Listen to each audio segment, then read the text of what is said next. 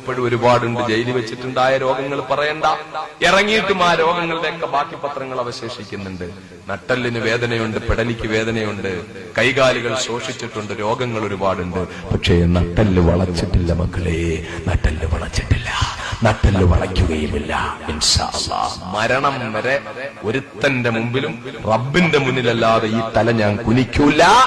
ഇനിയും ഒരു 10 കൊല്ലം കൂടെ ജയിലിൽ കിടക്കേണ്ടി വന്നാലും ഇൻഷാ അല്ലാഹ് ഒരുത്തന്റെ മുമ്പിലും ഞാൻ അടിയറവ് പറയുകയില്ല, അല്ലാഹു റബ്ബുൽ ഇസ്സത്തിന്റെ മുന്നിലല്ലാതെ.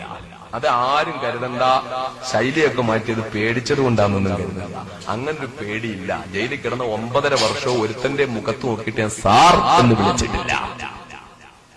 ധിക്കാരികളായ അനാവശ്യമായി തെറ്റായി എന്നെ അറസ്റ്റ് ചെയ്ത് കാര്യം വഴിക്കുള്ളിൽ കൊണ്ടിട്ടിട്ട് പീഡിപ്പിക്കുന്ന ഭരണകൂട ഭീകരതയുടെ പ്രതീകങ്ങളായ ഒരൊറ്റ മനുഷ്യനെയും ഞാൻ മുഖത്ത് നോക്കി സാർ എന്ന് വിളിച്ചിട്ടില്ല.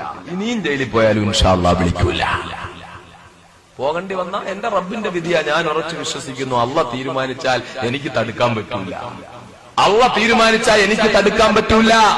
എനിക്ക് ഉറപ്പുണ്ട്, കുല്ലൻ യുസീബനാ ഇല്ലാ മാ കതബല്ലാഹു ലനാ ഹുവ മൗലാനാ വഅലല്ലാഹി ഫല്യതവക്കലിൽ മുഅ്മിനൂൻ.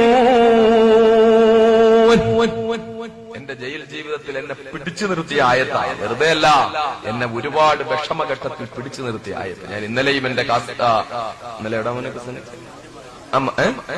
മഞ്ഞമ്പാറ ആദൂര് അല്ലെ, അവിടുത്തെ പ്രസംഗത്തിൽ ഇന്നലെ ഞാൻ പറഞ്ഞു, വിനീതനായ ഞാൻ ഇന്നലെ അവിടെ സംസാരിച്ചപ്പോൾ പറഞ്ഞു, എന്റെ ജീവിതത്തിലെ ഏറ്റവും വലിയ പ്രതിസന്ധിയുടെ ഘട്ടം, അതായത് അറസ്റ്റ് ചെയ്ത് കൊണ്ടുപോയി കണ്ണൂർ ജയിലിൽ വെച്ച് അവിടുന്ന് പിന്നെ തിരിച്ച് കോയമ്പത്തൂരേക്ക് കൊണ്ടുപോയി. കോയമ്പത്തൂർ ഞാൻ ആദ്യമായിട്ട്, ഞാൻ ഒരു കഥ എന്റെ ജയിൽ ജീവിതത്തെ പറ്റി പറഞ്ഞാൽ അത് എനിക്ക് നിങ്ങൾക്കും അതിൽ ഉപയോഗമുള്ളതുകൊണ്ട് പറയാം, അല്ലാതെ ഞാൻ ജയിലിൽ കിടന്നതിന്റെ മഹത്വം പറയാൻ വേണ്ടി പറയല്ല. അങ്ങനെ ഒരു മഹത്വം ഞാൻ അത് കാണുന്നുമില്ല, ഒരു വലിയ കാര്യമായിട്ട് ഞാൻ കാണുന്നില്ല. ജീവിതത്തിന്റെ ഓട്ടത്തിന്റെ ഇടയിൽ ഉണ്ടായ ഒരു സംഭവം, 10 വർഷം അവിടെ പോയി കിടക്കേണ്ടി വന്നു. ഇനിയും പഠിച്ചോ നിശ്ചയിച്ചാൽ പോയി തന്നെ പറ്റുള്ളൂ. അല്ലാഹു തആല ഒരു ഘട്ടത്തിലും നമ്മുടെ ഈമാനും ശക്തിയും ഇസ്സത്തും നഷ്ടപ്പെടാതെ പടച്ചോൻ കാത്തുരക്ഷിക്കുമാറാകട്ടെ. എനിക്കും നിങ്ങൾക്കും അല്ലാഹുവിനെ തൗഫീഖ് ചെയ്യുമാറാകട്ടെ.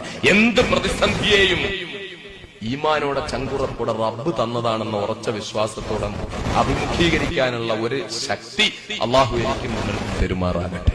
ഇതൊരു വിശ്വാസിയുടെ ആദ്യത്തെ ലക്ഷണം, അവസാനത്തെ ലക്ഷണമല്ല, ആദ്യത്തെ ലക്ഷണമാണ്.